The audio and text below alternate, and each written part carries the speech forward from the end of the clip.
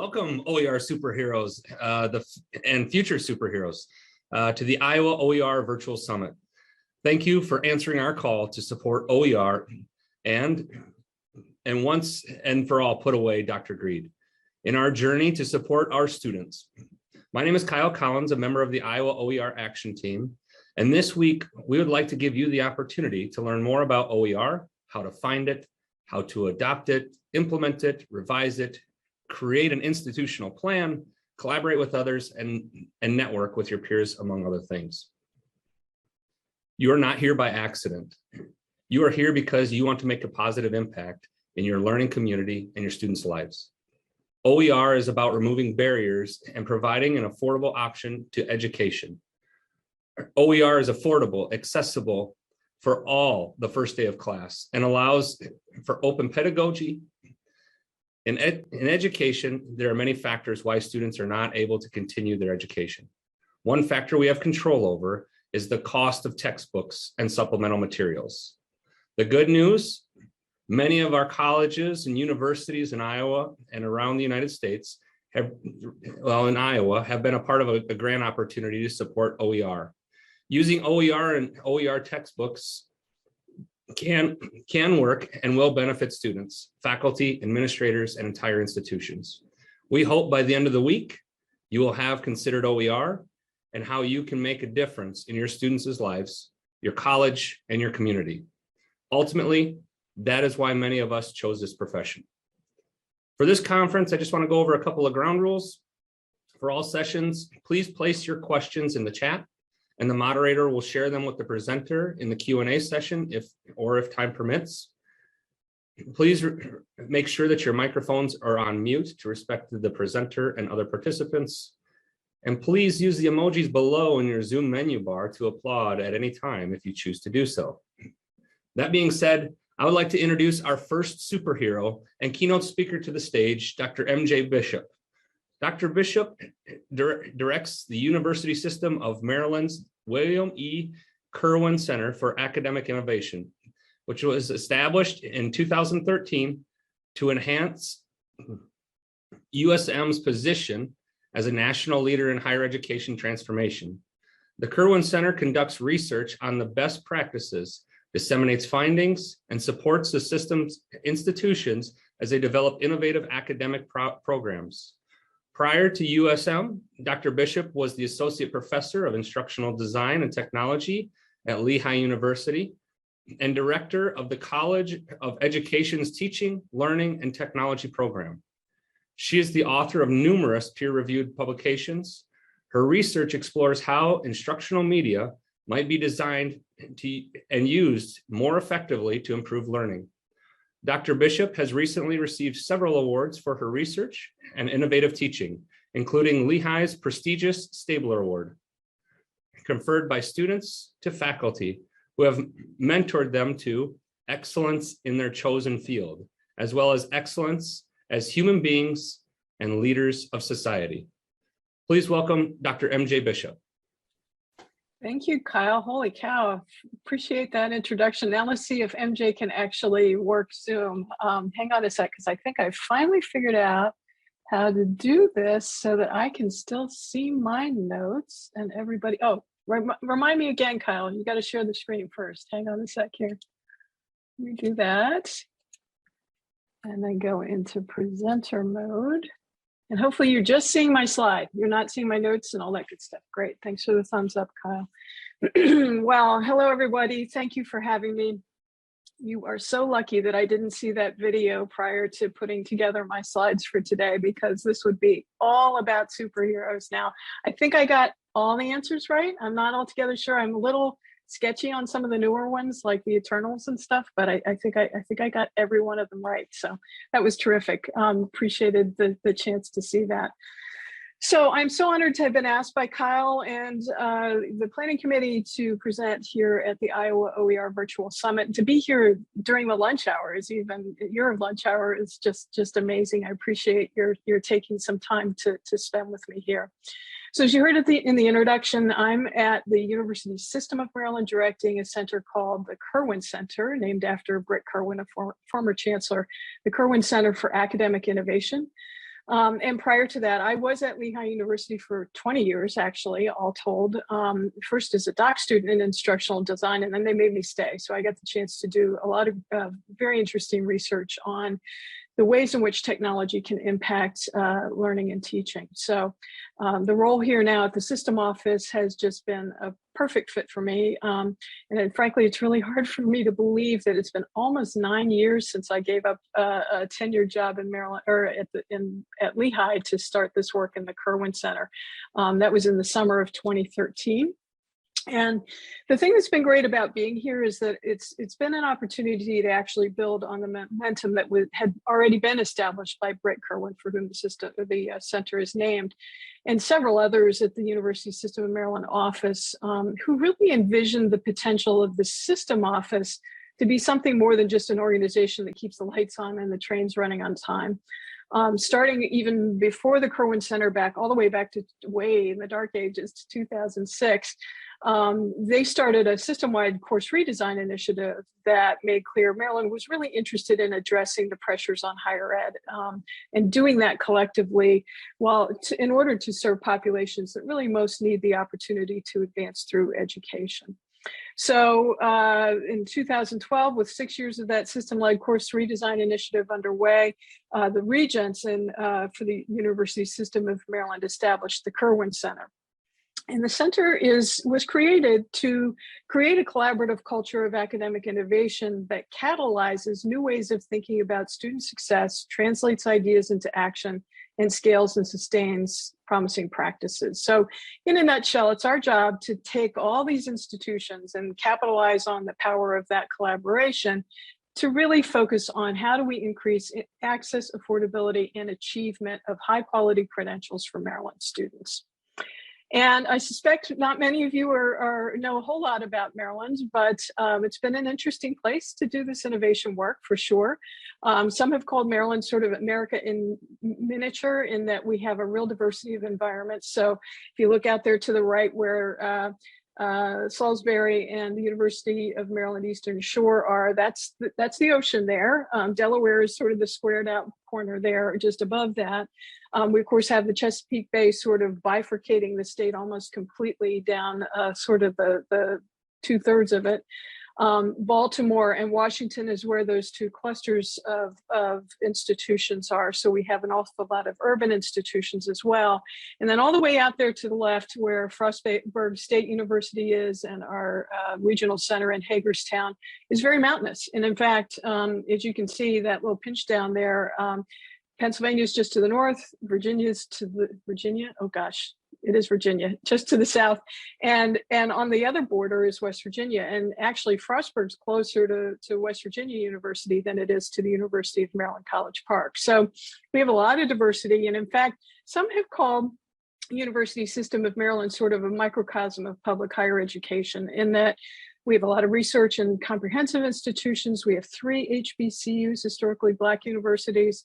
We have a variety of specialty graduate and professional institutions, including a med school, 2 law schools, a degree granting environmental science research center, and 1 fully online institution is probably the one you've heard of the most recently, because I know they've launched a national campaign called the University of Maryland Global Campus, which is a fully standalone online institution, not a branch of any of the other campuses. So the system universities in that respect are really diverse in their mission, academic offerings, student populations, and of course, unfortunately, also to some extent, they're differentially resourced as well. So our work out of the Kirwan Center has really been greatly informed by the diversity of these schools, as well, of course, by the findings from the learning sciences and the capabilities of emerging technologies. We basically, to the extent possible, lead statewide efforts to implement, evaluate, scale, and sustain innovations aimed at student success, equity, and inclusion. But what is it that we mean by innovation exactly? I used to get asked this question a lot when we first started the center, and it was usually a conversation that began something like this. Well, we can't just have innovation for innovation's sake, after all. And in fact, I think that's true. In the Kirwan Center, we actually believe that innovation involves seeing the world in a different way and challenging our assumptions. So unlike change, which sort of tinkers around the edges of an existing structure, we're looking at really changing the ways in which we view the world. Innovation involves new ways of doing things, questioning values and goals, and likely making structural changes in order to actually to create that innovation and a space for making that possible. What we're discovering, of course, and I know many of you are living this as well, that that level of transformation requires a human-centered perspective, a diverse team, a lot of experimentation and iteration, a willingness to learn even while failing, and the need for us to fail fast when we do, and a huge investment in time and resources. These aren't things that happen quickly necessarily. We also believe that innovation and technology aren't necessarily the same thing. Technology can be used to implement innovation and sometimes even inspire innovation, but the technology itself doesn't actually produce the innovation. In fact, as we think about technology, we define that term not so much in terms of the devices themselves. If you ask somebody, what's the definition of a technology, they probably pick up their cell phone or point to a laptop or a computer or something. We actually view the definition a lot more broadly to mean the application of our knowledge about tools, techniques, or systems to solve practical problems. And there are three things about this definition that really should strike you. First, that it presupposes some practical problem that must be solved. In fact, without the practical problem, it's almost as if this doesn't exist at all. Secondly, that it requires we know about what psychologists call the affordances, or the action possibilities of, if you will, that the tool provides. So an affordance is the relationship between a tool and the individual, the person that's going to use that tool, that affords the opportunity for that individual to perform an action. So what exactly does that mean? Well, for example, a switch affords flipping, a button affords pushing, and a knob affords twisting. The design of each of these three mechanisms for turning lights on and off affords different kinds of actions without those actions actually having to be stated explicitly. Affordances of a tool can be used both to suggest action and also to help shape action, as you see in these recycling bins. Or in some cases, the affordances of a tool can actually create barriers to action. So for example, this is a really tough room in which to teach a flipped active learning class. So the definition first presupposes a practical problem that needs to be solved. And secondly, that we have knowledge of the affordances of the tools. Then the third part of this definition really says that it's about the way we use the tools that's key. But unfortunately, humans are predisposed to use new tools to do things in pretty much the same way they've always done them in the past. This is a phenomenon that psychologists in the past have called functional fixedness. It was something that Mayer, I think in the 30s, was researching.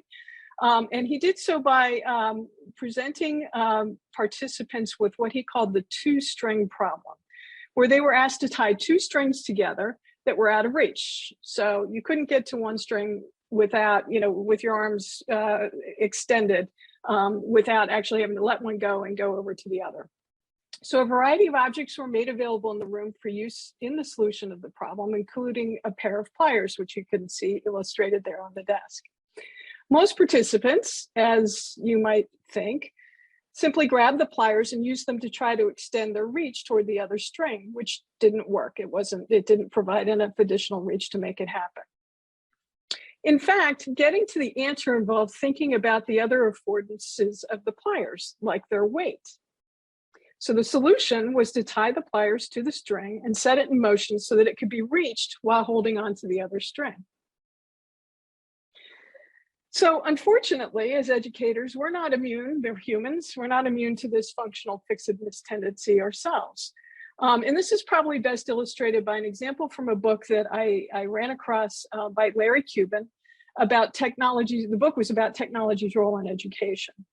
And when he was doing the research for the book, Cuban learned about a school district in Los Angeles who in the 1930s had an extraordinary opportunity to teach, to allow their students to experience geography firsthand from the windows of a donated surplus military airplane. But what did they do with it? Do you see what's going on there? Recognizing that the space in the airplane cabin afforded the opportunity, granted there was an affordance, afforded the opportunity to create a mini classroom. They added desks, a chalkboard, a clock, and of course a globe, because you can't teach geography if you don't have a globe after all, right? But note too that their teachers obviously also insisted that the students focus their attention on her and not look out the windows. All the while completely missing the affordances of the plane that might have led to thinking very differently about how to teach this lesson. So let's look at our recent experiences with MOOCs, kind of taking with the same lens. So thinking about MOOCs like that pair of pliers or the airplane, what's the one affordance that we've really kind of failed to capitalize on when it came to massive open online courses? I would argue, of course, not the courses. We were doing that already. Not the online part. Like many of you, we were teaching when I was at Lehigh, we were doing some online things back as early as 2000, and we were late to the game. So I'm sure that, that's not necessarily something that was new when MOOCs came along. Not the open part. We could spend the entire rest of this hour talking about whether or not MOOCs are open, and most would argue they are not, they're just free. Instead, I think what we've really missed with MOOCs is the massiveness part. Now, don't get me wrong, I get it. We did, of course, teach a whole lot of students over MOOCs and have continued to do so. That scalability piece, we've pretty much exhausted. But what about the opportunities that massiveness can afford for community connections, worldwide collaborations among learners, and so forth? That's actually a vision that George Siemens and Stephen Downes have talked about quite a bit with respect to MOOCs, where they said, sure, go ahead and use that scale part of massiveness that we've been doing so far, the XMOOC, to increase access to learning about core skills concepts, maybe do some light application, but to really increase that access piece to education. Then in their book, they'd have you capitalize on the affordances of being together in a face-to-face environment where a teacher can really help guide students in authentic project-based application of the skills, concepts, and so forth introduced in the XMOOCs, and then move to something that they call a CMOOC. I think it stands for Connectivist MOOC. That capitalizes on how the massiveness brings folks together to do things like crowdsourcing solutions to wicked problems or building community around doing, and explore the different sorts of affordances that the massiveness can bring to the ways in which we think about how to create learning experiences for students. It's a whole different way to think about massiveness and what it affords, and frankly doesn't afford as well, that can help us think about how we do things differently. All right, so this is supposed to be about OER, right? So let's bring it back to that. How are we doing with OER when it comes to exploring it from the same lens? I'd argue, unfortunately, we're falling a little short. We've made huge strides in saving students money, and we've improved access, no question about it. But have OERs really begun to change the way we do things? Or are we simply replicating what we've always done in the past, swapping textbooks for OERs and calling it a day?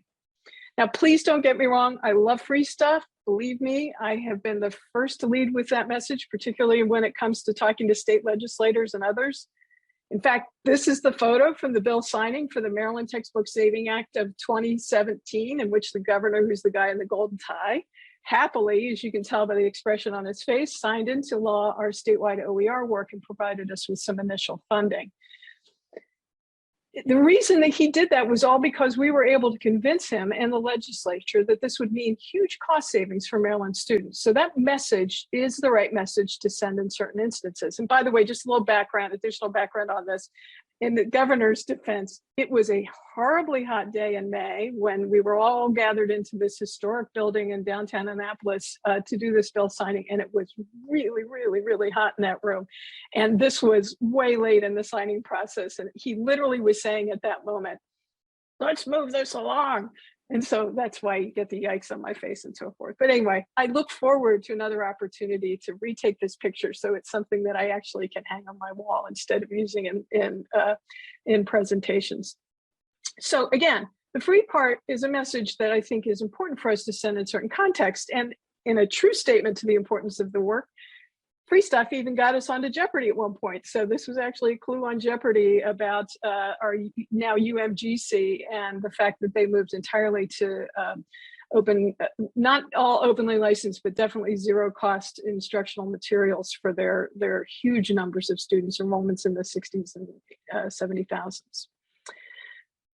But as we really begin to dig into what it's going to take to scale and sustain OER adoptions at our institutions, we're also starting to come to terms with what a huge undertaking OER curation, adaptation, creation, and sustainability is going to be. We're coming to realize that the care and feeding of that OER puppy that we got for free isn't going to be so free necessarily for our institutions. In fact, while OER offers huge potential benefits, none of this happens automatically. We know this now. In fact, it takes significant amounts of time and effort to make, there's the free puppy, by the way, walking by behind me in a blur. It's going to take significant amounts of time and effort to make OER a constant and reliable option for your curriculum. We need to be able to curate, develop, update, and improve OER. We need platforms in order to distribute it, provide access, share and edit content, professional development, of course, working with faculty and librarians and support staff, support services, assessment, so we're sure that we know how students are learning from these materials. Accessibility is a constant concern and something that needs to be, we need to be vigilant about, of course, for inclusion. And impact, you know, how do we know whether this is working and whether these programs in and of themselves are even actually generating some sort of a return on investment, even if it's not just monetary return, but also return in terms of our missions to our students. So these are all costs we really need to better understand. And several of us along the way have been exploring these ideas, including Achieving the Dream. SRI worked with them on a report that some of you have probably seen. The RPK group, actually out of Annapolis, has worked closely with SUNY on exploring this return on investment, understanding what the costs are. And as they've been getting a little closer to it, they're beginning to see those unit costs are settling in around $25 per student per course-ish. You know, that seems to be sort of the number that folks are arriving at, which is a figure that seems pretty reasonable on its face. But where are those dollars going to come from if students are no longer paying for instructional materials? And what happens when the publishers are finally able to get their offerings of copyrighted materials down to $25 or to even less than that, given their ability to scale so much more quickly and their deep pockets? What then is the value proposition of open? And how do we sell that to our faculty colleagues, to administrators, to our boards, our state legislators? Do we just declare victory over, was it Dr. Greed? Who finally got their costs down because we put all this pressure on them and then pack up our things and go home at that point? Or is there something more to all of this that we're missing? So let's go back to that definition again for a minute. What else do we know about the affordances of OERs in addition to the fact that they're free? And of course, I know many of you are typing in the chat, it's the openly licensed part, of course. OERs are learning resources that reside in the public domain or have been released under an intellectual property license that permits their free use and repurposing by others. So while being free is awesome, the free part's actually a byproduct of the open affordance. Most OERs are open because of something called a Creative Commons license. That's the CC BY icon that's here on the slide. A Creative Commons license is one of several public copyright licenses, there are other options out there, that enable the free distribution of an otherwise copyrighted work. A Creative Commons, or CC license as it's often called, is used when an author wants to give other people the right to share, use, build upon a work that he or she has created. The licenses are essentially made up of combinations of these four elements that are on the screen. The first being the attribution or CC BY license, in which licensees may copy, distribute, display, perform, make derivative works, do just about anything you want, as long as you provide attribution to the original author.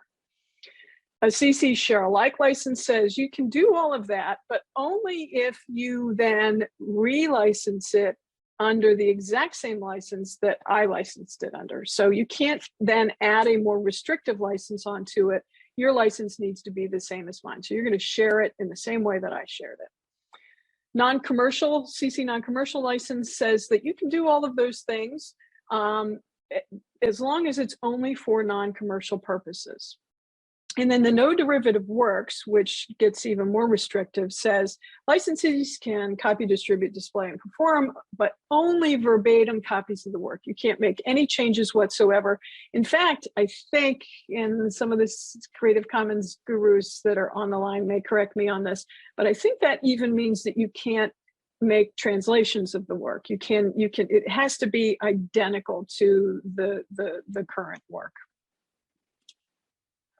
So while we could spend another hour on Creative Commons licensing, which I don't have the time to do, and I think you would probably shoot me afterward, this is a quick illustration of how these elements combine to create an increasingly restrictive license. So when you start at the top, where that CC0 is in the green area, CC0 indicates that something's in the public domain. And then you move down through CC BY, CC share alike, all of which allow sharing, remixing, and commercial use. That's why that's shaded in green.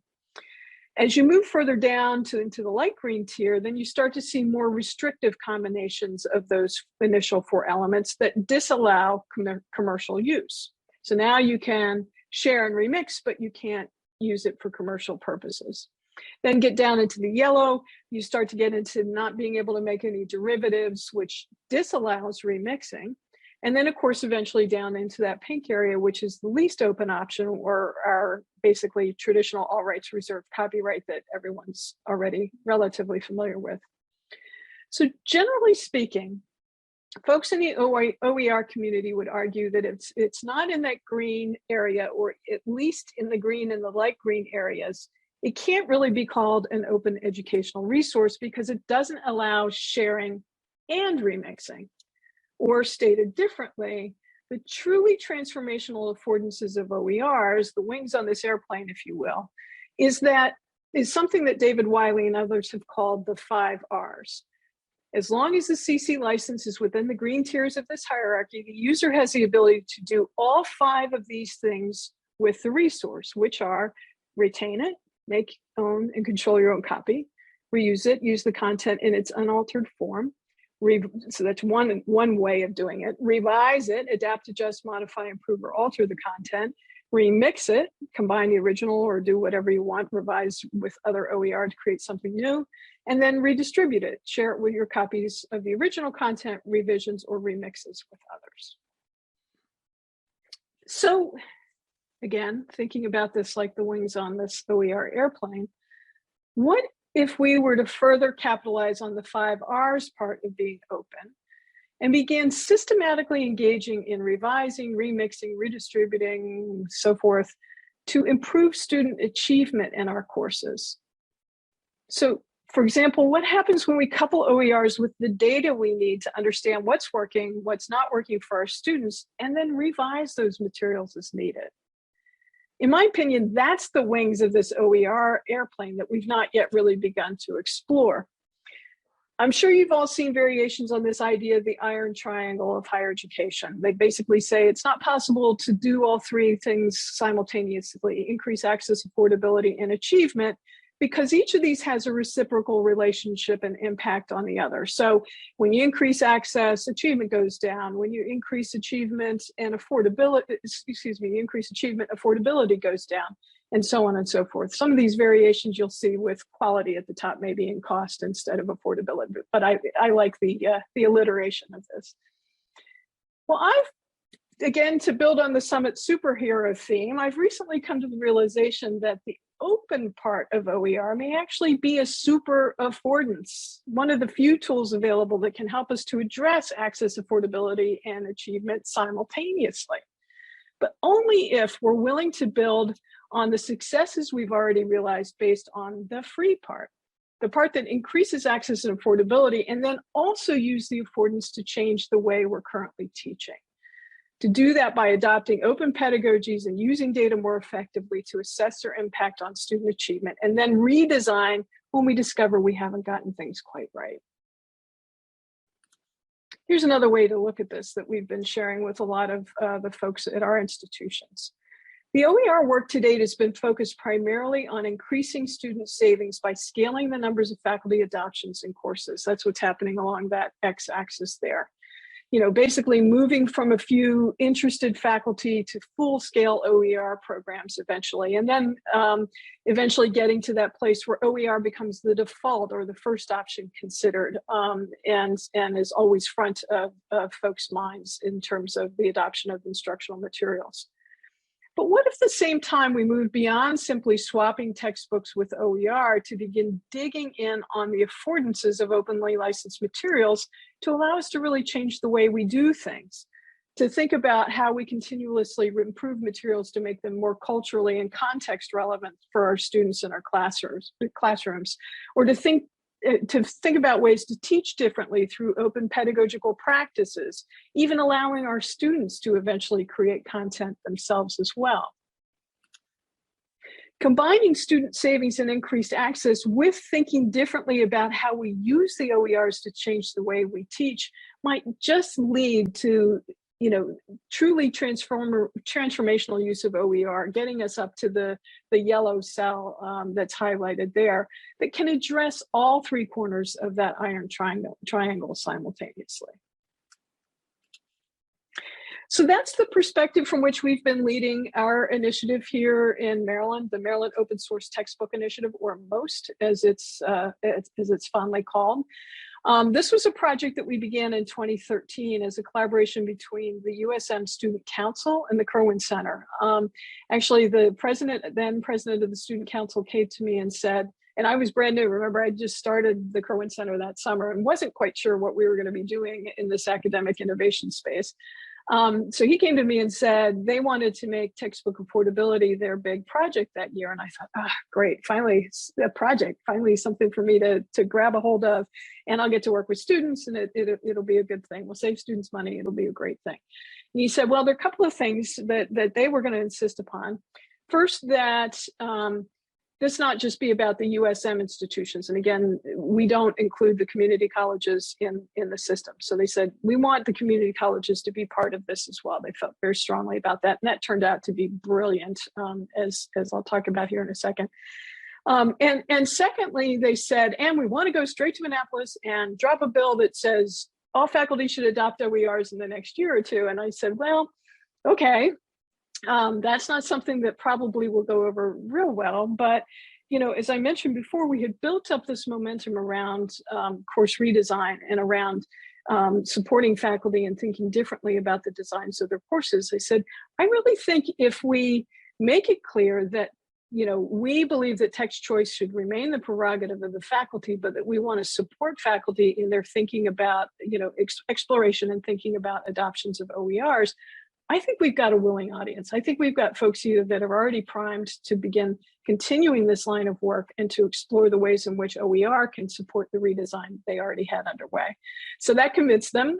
They did not go straight to Annapolis, which was a good thing. And I think it's been part of the mantra for us ever since, that this really is about supporting adoption and adaptation and creation when faculty are interested in doing that. And it has become something that is open to all Maryland higher educations. And in fact, we're leading this out of the Kerwin Center, but it's in close collaboration with our Maryland Association of Community Colleges and our Maryland Independent Colleges and Universities as well, with the mission, of course, to be to serve all post-secondary students in Maryland, not just the USM students. Now, I'll admit, when you visit our website, this is the first thing you're going to see. Despite everything I just said, that free part is still vitally important. It is a big part of our messaging as well, because I think it really does get people's attention initially. And as somebody that's been kind of in the change management game for the last several years now, I do think, when you can attract somebody into the room with something that really strikes a chord with them and is a very clear need, you can then open up a whole lot of other conversations. And that's sort of the approach that we've been taking with the OER work that we've been doing here. So that free part's still really vitally important.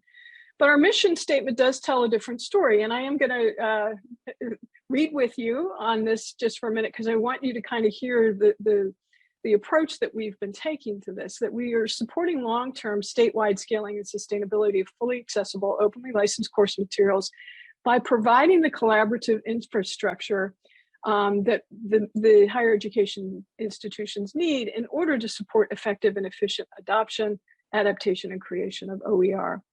And we also have been very clear about the fact that we are dedicated to empowering and rewarding faculty who capitalize on the opportunities afforded by open licensed materials to increase equity and optimize student learning through open education and pedagogy.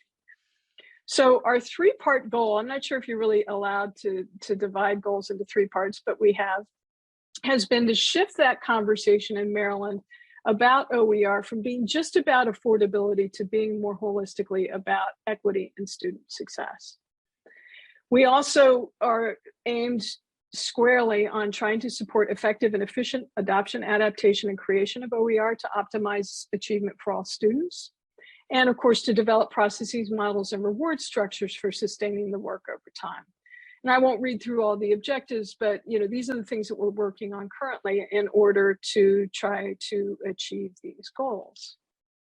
So one of the first things that we did, and we continue to do through the MOST initiative, is our MOST grant program. Now, we used to call it the mini-grant program. I stumble over that sometimes, forgetting that we've broadened beyond just mini grants to institutional grants as well. But the mini grants were first, in which we basically supported faculty efforts to increase access, affordability, and achievement by providing them with embarrassingly small grant amounts to either adopt, adapt, create, or we didn't do evaluate grants this year, but we've had a couple of years in which we also provided support for evaluation of OER implementations. What we've discovered is that, making good use and being good stewards of the money that we have had, it doesn't take a lot to incentivize faculty to engage in this work. In fact, I think in many cases, obviously, we would love to be able to provide more funding. And when we do have the funds, we do pass those directly to the faculty that are doing the hard work of these adoptions, creation, and so forth. And we also support them in this work by providing them with access to workshops and trainings and so forth to help them through that. But what we're finding is that in many cases, the real reward for the faculty is more so in the acknowledgement that they have received one of these grants and that they can put that on their vita and it counts toward their dossier, towards their teaching, in some cases towards their research, and in thinking about how we support them in telling that story about the ways in which they're giving back through their work with OER. So we did that for several years, and that's been very successful. More recently, actually, one of our provosts said to me, well, that's great, but it only is doing that sporadic thing that I had on that earlier chart, right? Where we've got some faculty express interest, we're supporting them, and that's kind of where it begins and ends. She said, why don't you think about at least taking some of the money and creating these institutional grants, which we have done and have had great success with. Real quickly, one of the projects I love, well, I love them all, but one of the projects that I really love is one out in Western Maryland where you saw Frostburg was. They have been collaborating with the two of the community colleges out there, which are the feeder schools into Frostburg, to develop, curate, decide upon OERs for gen eds, so that when the students are coming from the community colleges into Frostburg, everybody's on the same page in terms of the instructional materials that the students worked with and so forth. Those are the kinds of additional things from my perspective at the system level and the state level that OER can really help to begin to support, right? It's those cross-institutional collaborations and conversations that can help maybe with some transfer issues or can help open up those discussions between the 4-year and the 2-year institutions. So one of the things that we also did early on, or as early as we could afford to, in the MOST initiative, we are members of the OER Commons through ISKME. I saw you guys have a couple of instances of, I think, hubs as well on the OER Commons. We actually invested in a microsite. And part of the reason for doing so is because the OER Commons supports group work. It supports collaborations like that Western Maryland collaboration that we have underway right now, in providing a space in which they can identify OERs, tag them for use within the work that they're doing, and so forth. So, those are the kinds of platforms that I think can additionally help to support the work and to make it, expand the conversation about OER beyond just what's happening immediately in the classroom to increase student cost savings. So in addition to ISKME, I also want to basically acknowledge how many partners that we've worked with over the years in order to get us to where we are today. And there are lots of players in this space. But I do think these partnerships are really vitally important. On the left really would be sort of the groups that we've been working with who have been basically vendors. Lumen Learning, OLI, Pressbooks have all been key to ensuring that the OER we're using are reviewed for quality, kept current, help to keep a little bit of the cost down within the institutional structure itself.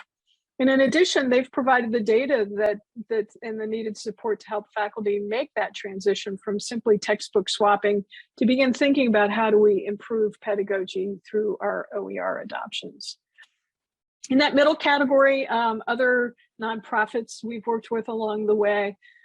We need these folks to help ensure the OERs we use are digital rights and ADA compliant, and that we're holding ourselves accountable to improving learning outcomes in addition to increasing access and affordability. And then lastly, the consortial partnerships that provide opportunities to share resources, learn from other successes and failures, accomplish more collectively than we can as individual entities.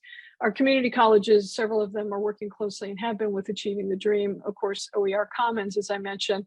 And then more recently, Doers, the Driving OER Sustainability for Student Success work. This is actually a collaboration that began, image of the bill signing in 2017, that was also, we got about $100,000 as a result of that to support our work, which was great. It was a huge shot in the arm.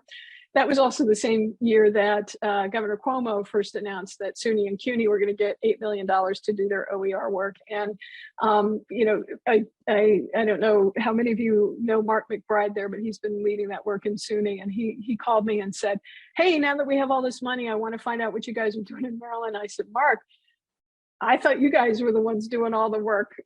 So we ended up actually getting together, SUNY, CUNY in Maryland, and began sharing at the state level what our experiences are with the OER work, and kind of shifting that conversation from what has been a lot of great advocacy and sometimes even evangelism around OER into a conversation about, okay, now that we're actually doing the work and the rubber's meeting the road, what are we running into? What are the things that we can share with each other about how to support this work and make sure it's sustainable for our institutions?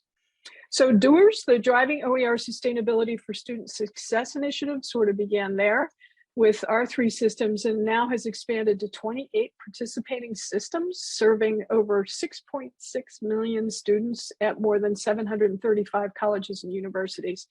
I don't see Iowa on here yet, but we would welcome you guys to come on board and be part of this discussion.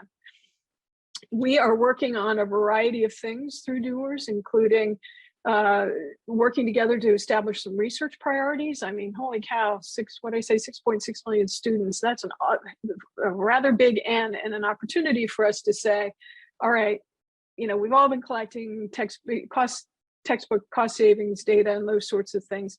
Let's really start to dig in on how OER adoptions are changing teaching and learning. We've been dabbling with doing a landscape analysis. This has been a little more difficult, but basically, how should institutions navigate the increasingly complex learning materials market, which I know many of you are probably puzzling over as well.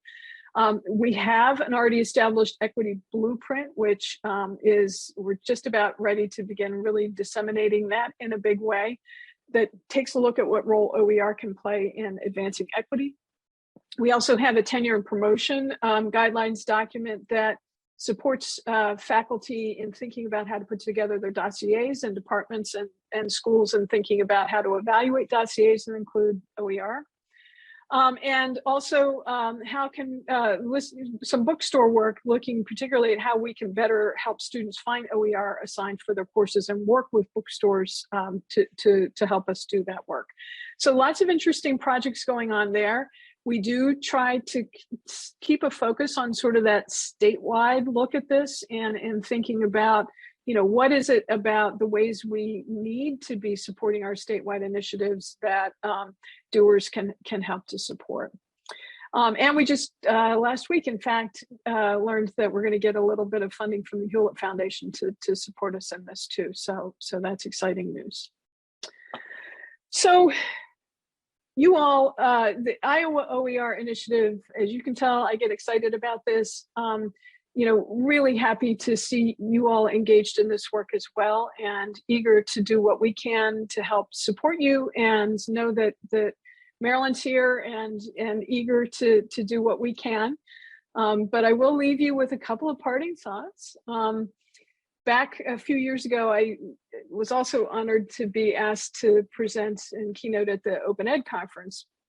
And when I was asked, I sort of jokingly threatened to walk on stage, proclaim, "It's not really about OER," drop the mic, and then walk off the stage.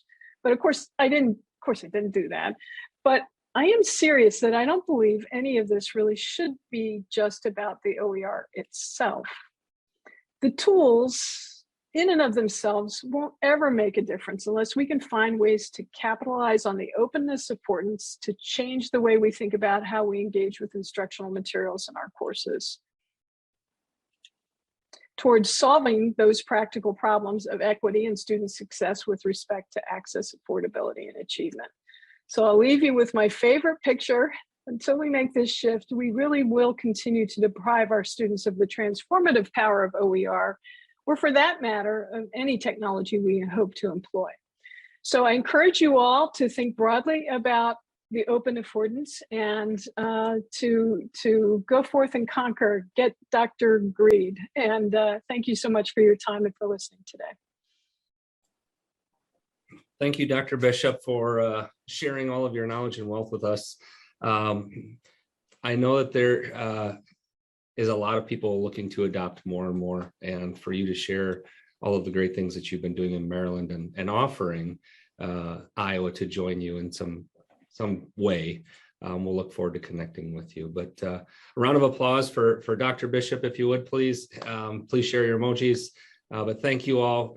We do have a couple of questions. Do you have time for those? I sure do. Okay. It's like 12 minutes, and please call me MJ. Okay, sorry, MJ. That's all right. I do have a couple.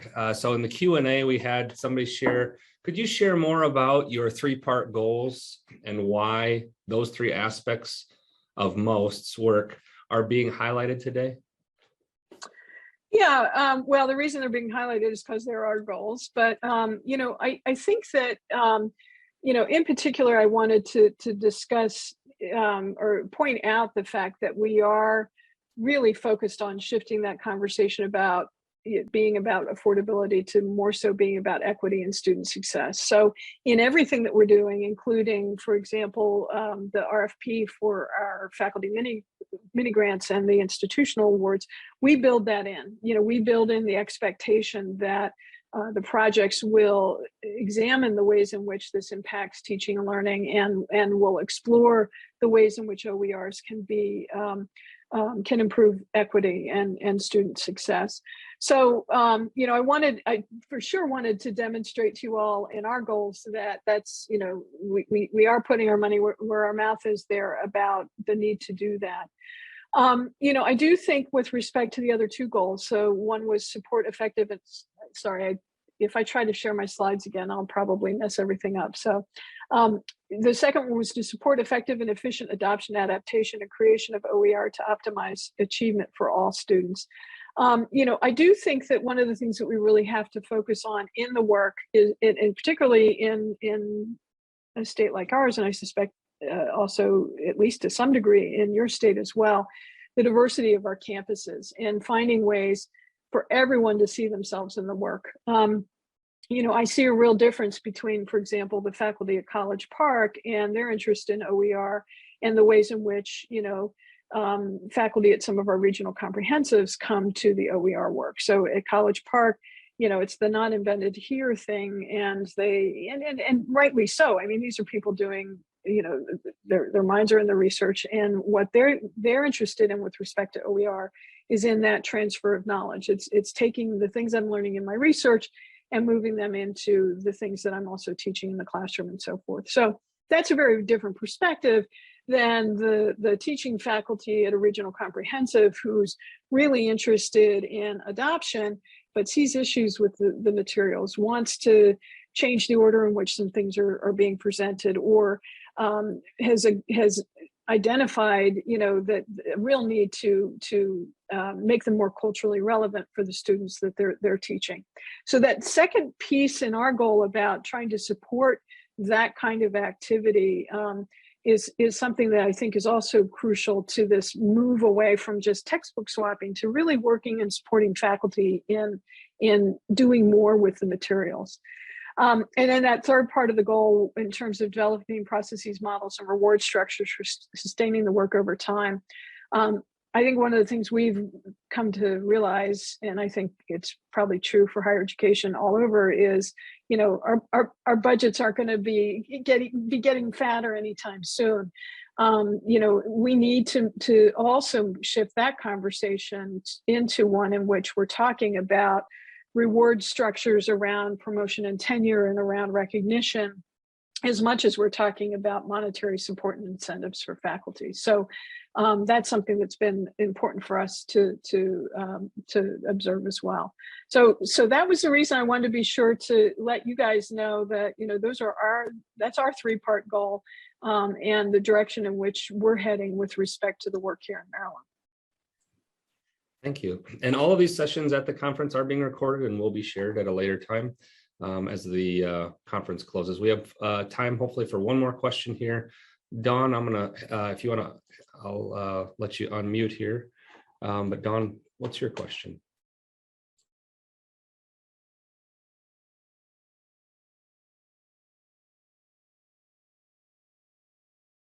I think she's still muted. Yeah. All right, if you'd please put that in the chat, let's do that. Dawn, if you still have a question there. All right.